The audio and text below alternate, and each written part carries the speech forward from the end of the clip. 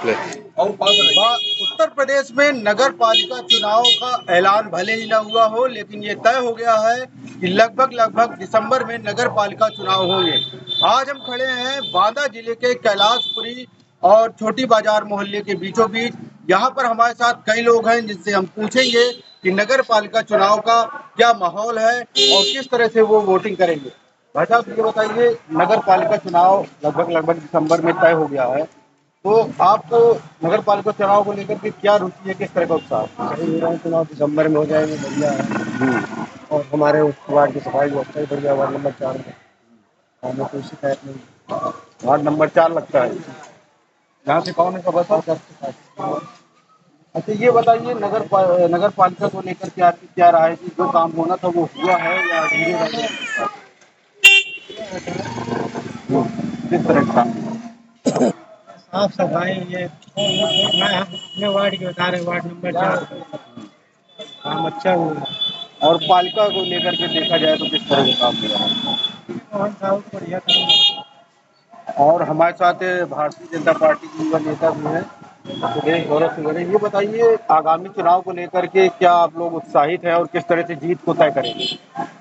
मैं लगातार कह रहा हूँ, जिस प्रकार इस देश के अंदर एक सबसे बड़ी पार्टी के रूप में उभरी भारतीय जनता पार्टी आज इस नगर निकाय चुनाव में ऐतिहासिक विजयी प्राप्त होगी। हम लोगों को पूरा निश्चित है। और इस बार हमारी पार्टी का चेयरमैन भले न रहा हो, लेकिन इस बार बांदा के जनता ने ये तय कर लिया है, क्योंकि साफ सफाई को लेकर के इस प्रकार की खामियां रही हैं। लोगों ने पूरे 5 साल जिस तरह का संघर्ष झेला है, बांदा के लोगों ने, नालियां नहीं साफ हुई, सड़कें नहीं साफ हुई, और लोगों ने जिस प्रकार से इस दर्द को अपने अंदर बसा रखा है, वो आगे चुनाव में जरूर जवाब देंगे।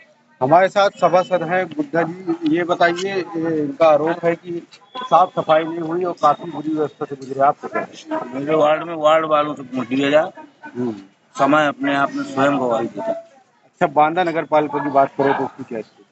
अपने वार्ड के प्रति संतुष्ट हूँ। बाकी शहर में जहाँ कहीं कमियां रह गई होंगी, उसके लिए पालिका प्रशासन कर रही है।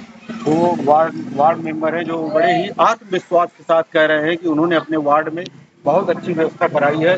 भाई साहब, आप किस वार्ड में रहते हैं? वार्ड नंबर 4 किस तरह की यहाँ साफ सफाई है? की नगर पालिका में इस बार जो पोजीशन रही है, जो सभासद सबल थे, जो काम कराना जानते थे, उन वार्डों में तो काम हुआ। बाकी पूरा शहर जो है गंदगी से त्रस्त रहा।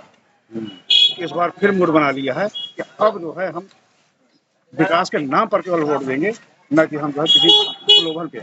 किस तरह, क्या राष्ट्रीय मुद्दे भी रहेंगे, बेरोजगारी वगैरह को भी देखेंगे, पार्टी को देखेंगे या व्यक्ति विशेष को? हम पार्टी को नहीं देखेंगे, लेकिन पार्टी की जो विकास की जो धारा बह रही है, हम विकास को लेकर के जाएंगे।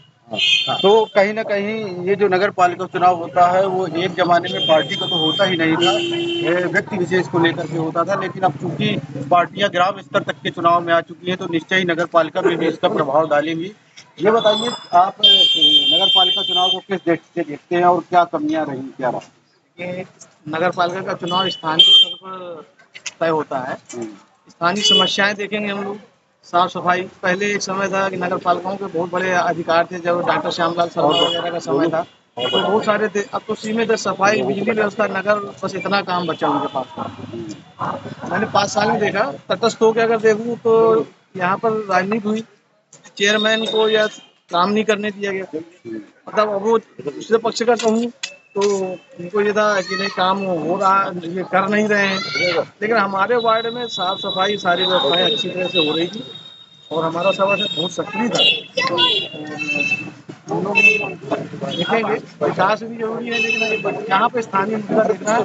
चेयरमैन ही में हो सकता है हम किसी दल विशेष पर अपना ध्यान केंद्रित करें, लेकिन वार्ड में तो व्यक्ति को ही देखा जाता है। क्या कहना है आपका नगर पालिका चुनाव को लेकर के? क्या कमियां रह गई या कुछ सुधार होने चाहिए? किस तरह से चुनेंगे आप व्यक्ति?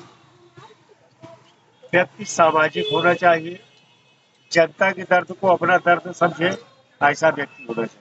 अभी तक काम से संतुष्ट हैं आप? काम तो बहुत करने का प्रयास किया, लेकिन तमाम कमियां रह गई। इस बार उन कमियों को सुधारना है।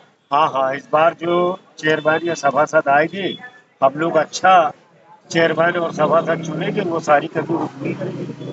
तो हमारे साथ युवा भी मौजूद हैं। ये बताइए कि क्या अन्य जो राष्ट्रीय स्तर के मुद्दे जैसे बेरोजगारी वगैरह इसका भी प्रभाव पड़ेगा या नहीं पड़ेगा? बिल्कुल पड़ेगा, क्योंकि जिस तरह से हमारे उत्तर प्रदेश में हो चाहे देश में हो, जिस तरह से भाजपा के कार्यकाल में सारे रोजगार जितने ज़्यादा भाजपा की कार्य में मिले हैं, इससे पहले कभी नहीं मिले।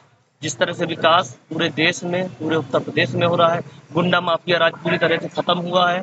और जिस तरह से हमारे वार्ड में हो चाहे नगर पालिका में, वार्ड के काम तो अच्छे हमारे हुए, जैसे हमारे गुड्डा भैया है हमारे वार्ड के, उन्होंने बहुत अच्छा काम किया। लेकिन नगर पालिका में पूरा काम बेकार तरीके से हुआ, पूरा भ्रष्टाचार में ही वो बर्बाद हो गया। अब इसलिए हमारे जो नगर पालिका जो चेयरमैन है, इस समय इसलिए बर्खास्त भी कर दिए गए हैं। तो कहीं ना कहीं इस भ्रष्टाचार में वो लिप्त है पूरी तरीके से। तो इसके कारण तो हमको नहीं लग रहा। हम चाहते हैं कि दोबारा जो हमारे पूर्व में भाजपा की सरकार रही है, इसके पहले चेयरमैन भी रहे, उनके समय बहुत अच्छा काम हुआ है। हम चाहते हैं कि फिर से वापस भाजपा आए।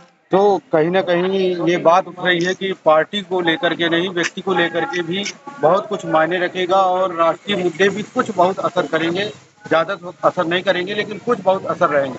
बता दें कि बांदा एक मध्यम वर्गीय लोगों का जिला है और यहाँ पर बहुत ज़्यादा विकास नहीं हुआ है और सरकारें आती रही जाती रही, लेकिन विकास को लेकर के यहाँ के लोग लगभग अछूते ही नजर आते हैं।